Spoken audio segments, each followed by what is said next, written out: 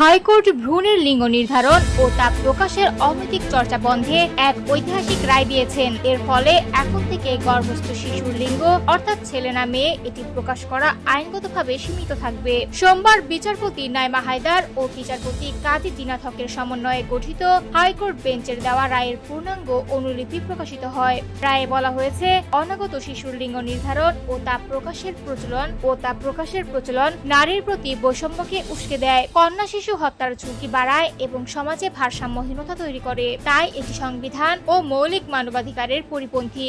আদালত পর্যবেক্ষণে আরো উল্লেখ করেন, এই ধরনের চর্চা নারীর মর্যাদা, সমতা এবং জীবনের অধিকারের সরাসরি লঙ্ঘন। একই সঙ্গে এটি আন্তর্জাতিক মানবাধিকার নীতিমালার সঙ্গেও সাংঘর্ষিক। ফলে বিষয়টি শুধু সামাজিক নয়, একটি মানবাধিকার ইস্যু হিসেবেও বিবেচিত হওয়া উচিত বলে মন্তব্য করেন বিচারকরা। রায়ে বলা হয়, বাংলাদেশে দীর্ঘদিন ধরে এই বিষয়ে কার্যকর নিয়ন্ত্রণ, নজরদারি ও জবাবদিহিমূলক ব্যবস্থা অনুপস্থিত ছিল।